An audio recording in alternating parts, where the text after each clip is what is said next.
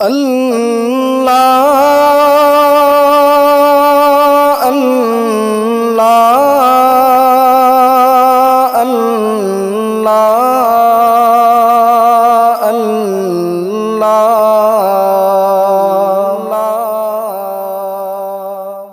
اللہ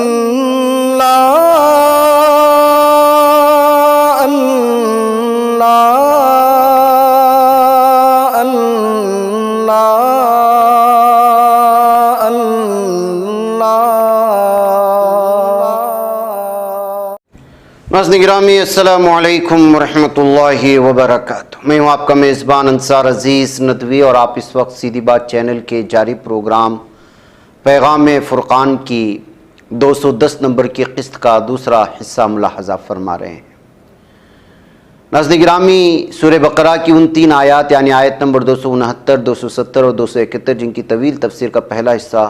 گزشتہ ہفتے پیش کیا جا چکا ہے، آج ہم ان کی تفسیر کا دوسرا حصہ پیش کرنے جا رہے ہیں۔ ایک بار پھر ان 3 آیات کی تلاوت اور ان کا اردو ترجمہ آپ کے سامنے پیش کر دیتے ہیں تاکہ آسانی ہو سمجھنے میں۔ اعوذ باللہ من الشیطان الرجیم، بسم اللہ الرحمن الرحیم۔ یؤتی الحکمت من یشاء ومن یؤت الحکمت فقد اوتی خیرا کثیرا وما یذکر الا اولو الالباب وما انفقتم من نفقة او نذرتم من نذر فإن اللہ یعلمہ وما للظالمین من انصار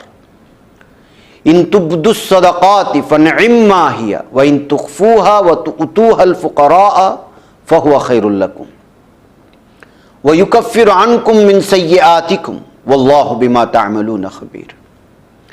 یعنی اللہ تعالیٰ جسے چاہتا ہے حکمت عطا فرماتا ہے، اور جسے حکمت سے نواز دیا گیا اسے بہت بڑے خیر سے نواز دیا گیا، اور نصیحت تو وہی لوگ قبول کرتے ہیں جو عقل مند ہیں۔ جو کچھ بھی تم اللہ کی راہ میں خرچ کرو یا کوئی نظر مانو، اللہ اسے خوب جانتا ہے، اور ظالموں کا کوئی مددگار نہیں۔ اگر تم صدقات و خیرات ظاہراً دو تو وہ بھی خوب ہے، اگر پوشیدہ دو بھی تو ضرورت مندوں کو تو وہ خوب تر ہے، اور اس کے نتیجے میں اللہ تمہارے گناہوں کو دور کر دے گا، اور جو کچھ تم کرتے ہو اللہ اس سے باخبر ہے۔ امام راغب اصفہانی رحمۃ اللہ علیہ لکھتے ہیں، الفقر کا لفظ 4 طرح استعمال ہوتا ہے: زندگی کی بنیادی ضروریات کا نہ پایا جانا، اس اعتبار سے انسان کیا کائنات کی ہر شے فقیر و محتاج ہے۔ چنانچہ اس معنی میں 35ویں سورہ فاطر کی 15ویں آیت میں ارشاد فرمایا گیا، یا ایھا الناس انتم الفقراء الی اللہ، یعنی لوگوں تم سب کے سب اللہ کے محتاج ہو۔ محتاجی اور مفلسی کے معنی میں جیسا کہ 9ویں سورہ توبہ کی آیت نمبر 60 میں حکم ہوتا ہے، انما الصدقات للفقراء والمساکین، یعنی یہ صدقات تو فقراء و مساکین کا حق ہے۔ فقر النفس یعنی مال کی ہوس، اس معنی کی طرف اشارہ کرتے ہوئے رسول اکرم صلی اللہ علیہ وسلم نے فرمایا، کاد الفقر ان یکون کفرا، کچھ تعجب نہیں کہ فقر کفر کی حد تک پہنچا دے۔ اس کے بالمقابل غنی کے معنی کی طرف اشارہ کرتے ہوئے فرمایا، الغنا غنا النفس، یعنی کہ غنا تونگری تو نفس کی بے نیازی کا نام ہے۔ اور اسی معنی میں حکماء نے کہا ہے، من عدم القناعۃ لم یفدہ الماء غنی، یعنی جو شخص قناعت کی دولت سے محروم ہے اسے مالداری کچھ فائدہ نہیں دیتی۔ اللہ تعالیٰ کی طرف احتیاج، جس کی طرف رسول اکرم صلی اللہ علیہ وسلم نے ارشاد کرتے ہوئے فرمایا، اللہم اغننی بالافتقار الیک ولا تفقرنی بالاستغناء عنک، یعنی اے اللہ مجھے اپنا محتاج بنا کر غنی کر، اور اپنی ذات سے بے نیاز کر کے فقیر نہ بنا۔ اسی معنی کا مفہوم سیدنا موسیٰ علیہ السلام کی دعا میں ملتا ہے، جو انہوں نے مدین پہنچنے پر اللہ تعالیٰ کے حضور فرمائی تھی، جس میں سورہ قصص کی آیت نمبر 24 میں جو 28ویں سورہ میں ہے، وہاں پر آپ ملاحظہ کر سکتے ہیں، فرمایا گیا، ربی انی لما انزلت الی من خیر فقیر، یعنی اے میرے رب جو خیر بھی تو مجھ پر نازل کر دے میں اس کا محتاج ہوں۔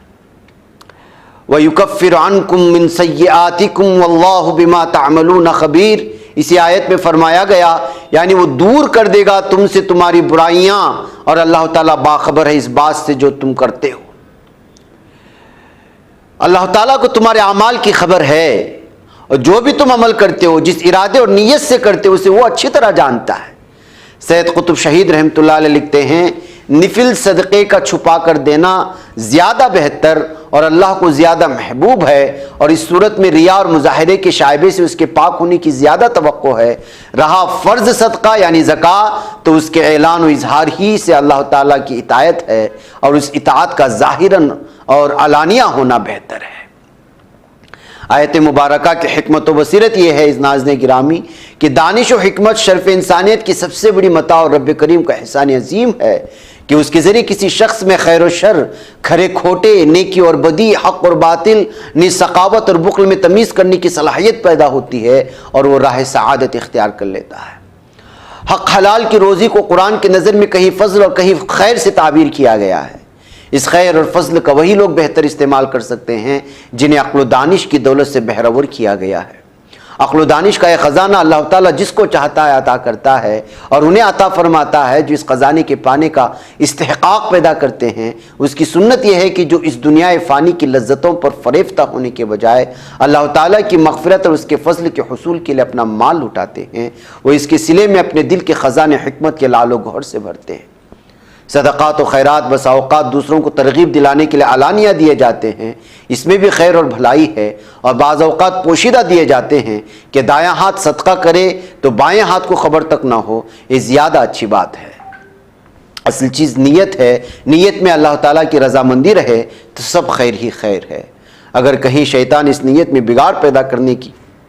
کوشش کرے تو بندہ مومن اپنے رب تعالیٰ سے فوراً توبہ و استغفار کرے، اس کی رحمت اور مدد کو تلاش کرے، وہ یقیناً اپنے بندوں کا ہر وقت معین اور مددگار ہے۔ جی ہاں ناظرین گرامی، لازم مجھے یہاں پر اجازت دیں، ہمارا دوسرا حصہ بھی اختتام کو پہنچا ہے، انشاءاللہ پھر اگلی قسم میں کسی اگلی آیت کی تفسیرات کے ساتھ۔ السلام علیکم۔